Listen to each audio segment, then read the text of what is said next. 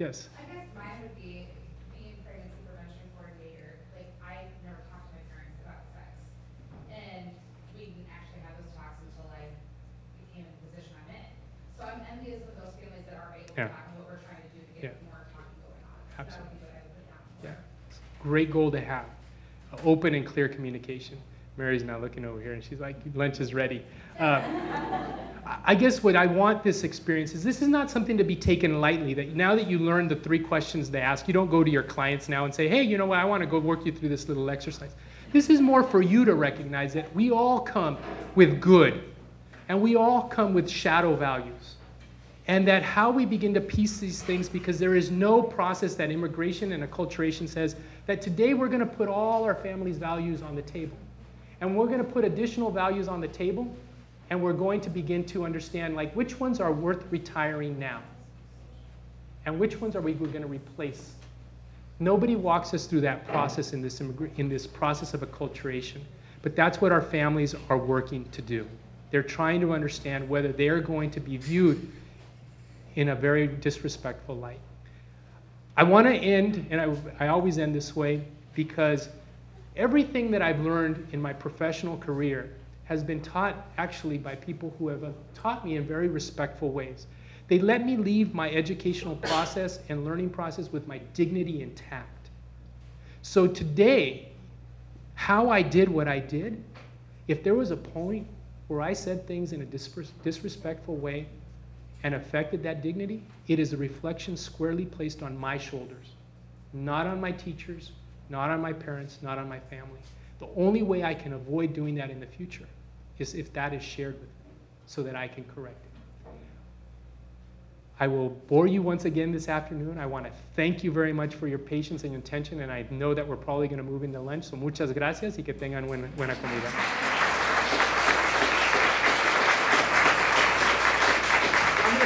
I'm going to be here, so if you have any questions, you're more than welcome to approach me and ask. They're going to bring the food in at the back table, What? so you're going to need to wait 5 minutes. Okay, so why don't we take questions if they're in? As long as you don't mind. No, I don't mind. I don't mind. Any questions about things that I shared?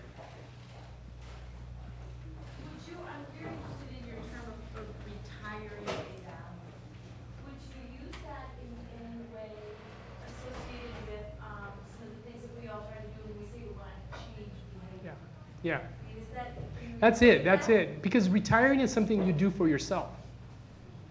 Change is something that somebody can say, you need to change this. And let me tell you why I use that actively. When I worked engaging young men, there was a unit that we used to talk about interpersonal relationships. And the young men taught interpersonal relationships and respectful in a way to address interpersonal violence, right? And so I remember a young man finally one day telling me, you know what, Hector, there's violence all around me. You know, it's not just, you know, and I had to come to understand that these young men in that community had violence all the way around him, and I had the arrogance of only give import to one type of violence. In that same class, when we talked about unacceptability of a man striking the person that they claim they love, I had a young man look me straight in the eye, and he said, you know, Hector, you've never hit your wife?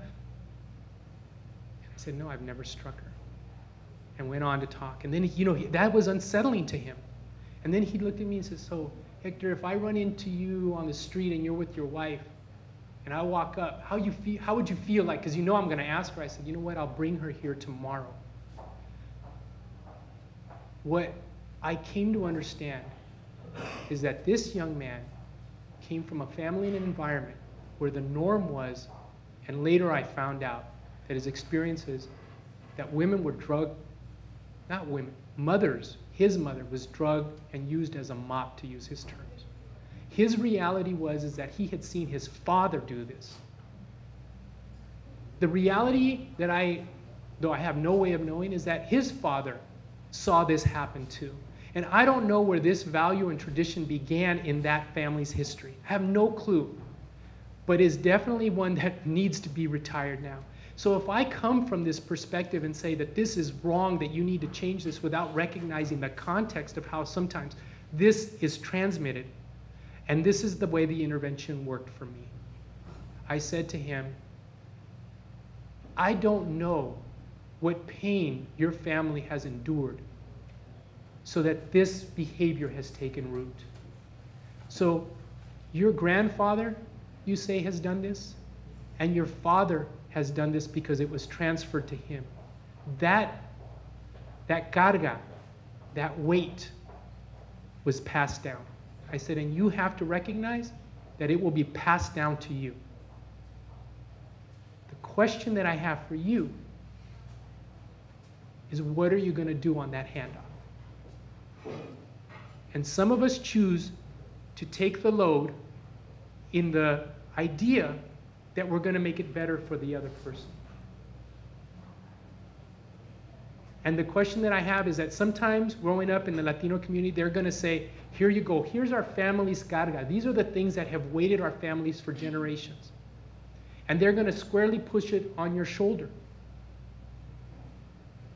And now we need to say, what are you going to do?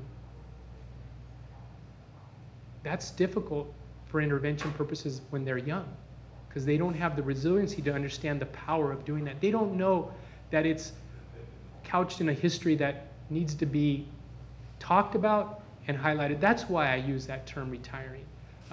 Yeah, I think in essence I want people to change, but I'm not arrogant enough to believe that I'm going to be the conduit for that. Change happens from within. Any other question? Yes? My mother? Yes. When I first started, although I was taught to be humble, I think when you interact with parents, you get your little, you think you know a little bit more. And so I was having lunch with my mother. I never forget, I was working with pregnant and parenting teens, and I was in my mom's community, and I stopped by to have lunch with my mother. And we were talking about the work that we do. My mom was there. And I made a flippant comment to her about, oh yeah, Mom, but these things just happen by accident. You wouldn't know about family planning and pregnancy prevention, because we're Catholic and we don't believe in that, right, Mom? And my mother kind of got very alert on me, and I was kind of stunned. And she said, do you think it's an accident that you and your father, that me and your father had 4 children spaced 4 years apart? And I said, no, Mom, I didn't mean it like that. She goes, I said, but Mom, I only share that because you were a very good person to transmit the religious values of the Catholic Church in our home. My uncle's a priest, her sisters are nuns. And so, she did a really good job of communicating that. And I said, so Mom, so in the church's teachings, and my mother stopped me and she said, mijo, you know that we are devout in our faith. She says, but the thing that I had to come to realize when I got married to your father is that he was going to be the provider of the family. And my job was to make sure that those resources met what the goals of our family was. We needed to feed, clothe, and educate all our children. And she says, and if Father came to the front door and said, have as many children as you want, and here's the money for it, he goes, maybe my attitude would be different. But that's not what occurred. And so then I had to come to realize of how we were going to make it and how we were going to do this. And I think those are the conflicts that sometimes from the outside looking in, we presume certain things and yet they manifest themselves very differently. And in that instance, I shared more arrogance than perhaps my mother was willing to accept from me in that instance, rightly so. And I think that that's the expectation that she has of her children and her grandchildren too, is that it's about knowing how far your resources will take you and your family. But you asked her to share that with her grandchildren. Yes. She She didn't. These were these untold lore stories.